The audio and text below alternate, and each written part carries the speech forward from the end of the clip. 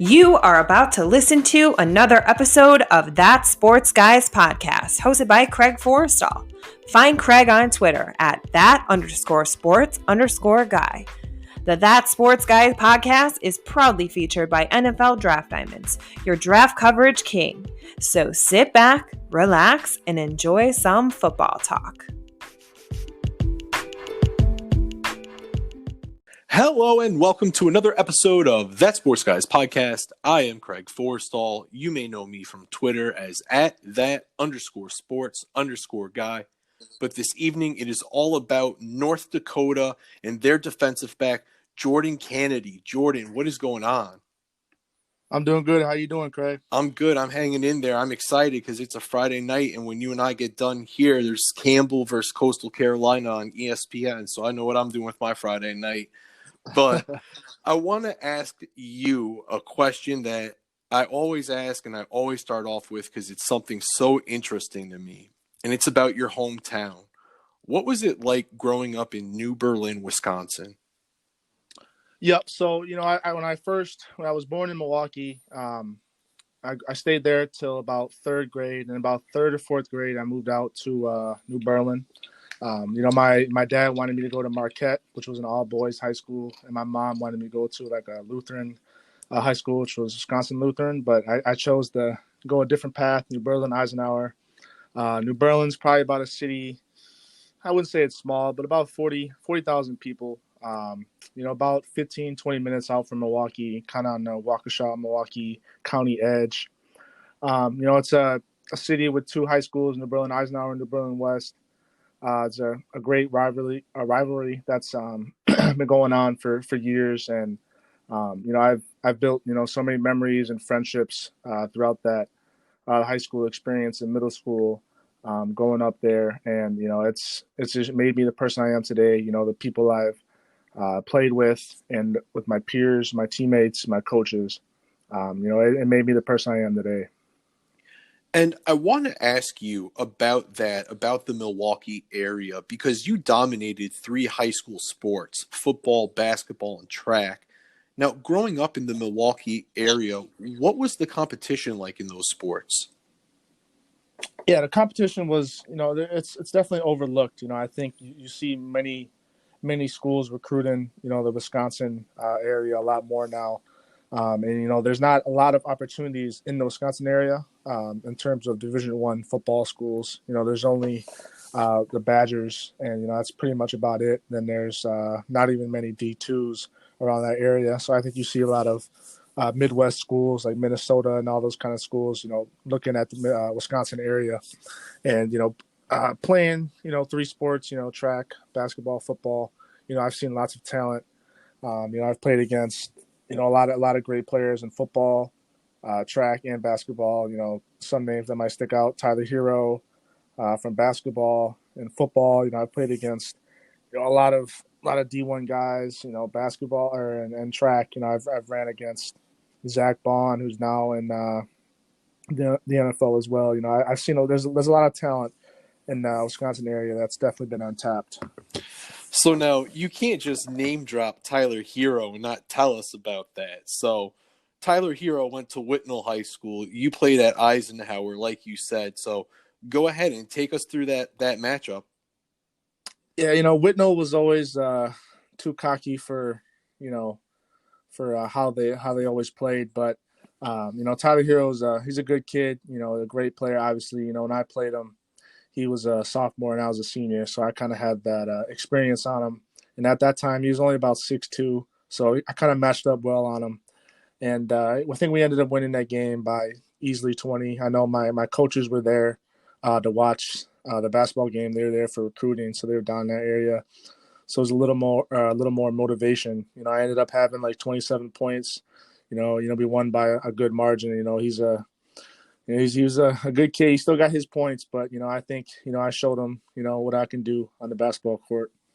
Hey, 27 points. That's a hell of a showing. So considering what he's doing now in the NBA, and especially what he's done in the bubble, that's a great performance. So I want to ask you about the football side of it, though, because I saw a kind of ironic story, if you will. I saw that you actually became interested in the North Dakota football program while you were attending a camp at North Dakota State. Is that true? And if so, how did it happen? Yeah, I don't remember the specific timeline, but I do remember, being at the NDSU football camp with my with my teammate from high school, Jake Rossis, who's on the team up here. We were at the camp. I think it was like a 3-day camp. I remember, being there. I was trying to be a receiver at that point, and I remember getting a call. I don't remember at what point it was, but our head coach Bubba Schweiger gave me a call and offered me a scholarship. So that was an awesome experience. It was just kind of ironic how it all turned out. At that point, I don't think I went to North Dakota at that point, so I haven't even met them yet. But it was still awesome to get that first scholarship. And let's stick there with the scholarship offers and the recruiting process as a whole. So we know that North Dakota came in and offered, but what were some of the other schools that were in the mix? I talked to Wisconsin, a lot. I went up for an unofficial visit, as a receiver. I thought, I think they missed out on me, but, it is what it is. I was kind of a late bloomer as it is. I'm kind of young for my age. So I think that the redshirt year definitely helped me develop. But, in terms of other schools, there's a bunch of D2s and things like that. I talked to a lot of the schools in this kind of area, like the South Dakotas, the South Dakota States, Northern Iowas. I think, those schools kind of recruit in this area. I think those are kind of the overlooked guys that you kind of see as the top recruits in the smaller school divisions. And I want to ask you about how you think that you've grown since you've arrived in Grand Forks, because you've made 28 straight starts. So during that time frame, how do you feel that you've developed as a player? Yeah, when you first get up here, you think you're the baddest guy on the planet. You get humbled very quick. I definitely had to wait my turn. Like I said, when I redshirted, it was sad. It sucked. You feel like you're not a part of the team. You're kind of just practicing, going through the motions sometimes, and you start to realize that you have to. Nothing's given to you. You have to earn everything that you get up here, and it took maturity. As a young guy, growing up, coming 18 at college by myself. But I think it really made me who I am, and I talked to a lot of people. I leaned on my family and things like that, and I followed a lot of my seniors and leaned on those guys, and I developed, and I am where I am today. Jordan, I want to move to the energy and excitement that comes with the North Dakota State rivalry game. If you could take me through the last time you both squared off and just what that was like. That was awesome to go to the Fargo Dome. I've always been wanting to play them for a long time. We haven't really had the opportunity since we were in the Big Sky the first couple of years I've been up here.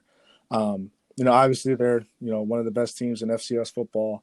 And, it's the rivalry hasn't been, the same because we haven't played that much. The first time I've played them was last year, and that's we might play them this year, hopefully. But, it was the Fargo Dome is a great experience. It's that crowd's jumping, they're loud, but, it's something we're looking forward to, until next year. And let's go ahead and let's stick to another game and experience with a lot of excitement surrounding it. And that was the playoff game that you all had last season. What was it like playing in the FCS playoffs? Yeah, that was awesome. That was my first time, actually being in a playoff game, being up here. It was great. Going down in Louisiana, that's definitely a different kind of vibe down there than it is in Grand Forks, North Dakota. It was a great game. It was very humid. My family got a chance to go down there. It was just awesome. That we didn't get the outcome we wanted, but it's an experience. We'll never forget. That team, and we're looking forward to getting back there this spring. And when you say you're looking forward to getting back on the fields, you've touched upon it a couple times. So I want to ask you, when you finally are able to get back on the field, Jordan, what are your hopes and your goals, not only for yourself, but for the team? Yeah, I mean, obviously, this spring season is going to be way different. Um, so we'll see kind of how that goes. But once we get up and running with the pads cracking and things like that, our goals are championship level. Like we're here to take it all the way to the end, and that's the goal. Make the playoffs, make a run, and in terms of my goals, it's to be a leader and just teach the young guys the right ways, the ins and outs, on and off the field. And, I'm hoping for a big season this year, try to get my name out there as best I can. So, I'm trying to make a lot of plays. And Jordan, I want to ask you about a preference that you have in a couple of different situations. So it goes in line with that playmaking ability. Now, what is your favorite situation to be in as a safety? Is it third and long? Is it short yardage, something in the red zone, a blitzing scenario? What is your favorite? I think the best scenario obviously is being up in the game, but I think a scenario that I love to be in is like a third or fourth down when they got to throw the ball and you're lining up man across somebody, and your only job is to stop that guy. And I think when the crowd's jumping, in our Alaris Center with the crowd going, it's a feeling that you can't get in any other sport. Basketball, track, all that stuff's not the same as football, and I think that's, when you make a play, when the crowd erupts, that's just something I'll never take for granted.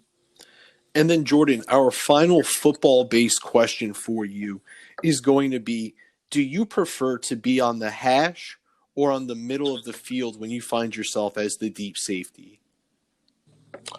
I think, as positioning yourself as a safety, obviously you line up in different ways, trying to disguise different things.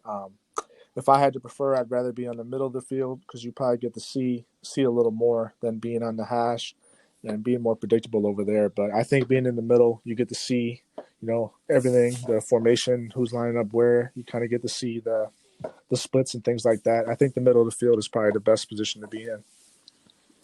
And Jordan, you ready to do it? You ready to go to the non-football questions?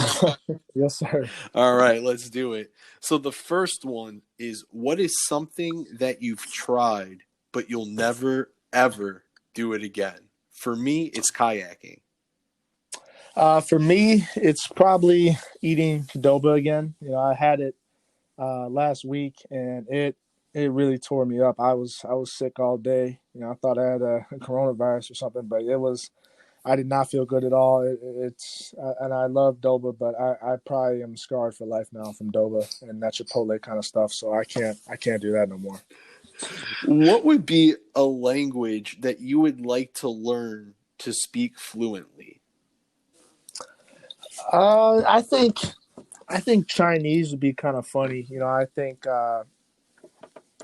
being able to speak that kind of language in America is kind of rare. And I think, overseas, I think you would catch people off guard if you went to an American speaking, fluent Chinese or whatever that might be. And I think that'd be kind of funny. Now, Jordan, you find yourself in a movie and you can either be the hero or the villain. Which one are you going to be? I'd probably be the hero. I think, being the hero, you're more of you're saving somebody. You're making the right play. The hero, sometimes you're sacrificing what you may think is best for you, what's for the greater good. And I think that's what kind of what separates people when they're being great. Jordan, what life lesson do you want to pass on to the future generations?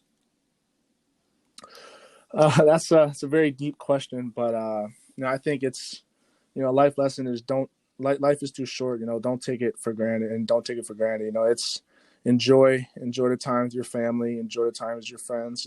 It goes by quick. You may never know when that's the last moment you'll have with somebody, and just enjoy life as best you can. And then, Jordan, to finish it up, do you love or do you hate video games? Absolutely love. I play Xbox, PlayStation, PC. I do everything. So I'm definitely the video game guy. What's your go-to game? On Xbox, PS4, or PC. I mean, if you want to go for the trifecta, can you give me each one on each different system? My favorite game of all time, which is only on PlayStation, would be God of War. It's a game series. It's kind of like a fictional, God kind of thing. Mm-hmm. That's probably my favorite game. On Xbox, I usually play. I like playing sports games on my Xbox, Madden, 2K. Keeping up with the current day guys. And then on PC, I've played a lot of games. You're kind of nerdy, but RuneScape, World of Warcraft, all those kind of things, I've definitely been a part of. So, all right, ladies and gentlemen, we just spent the better part of the last 20 minutes getting to know Jordan Canady, defensive back from North Dakota. For Jordan Canady, I am Craig Forrestall. Until next time, stay safe and be easy.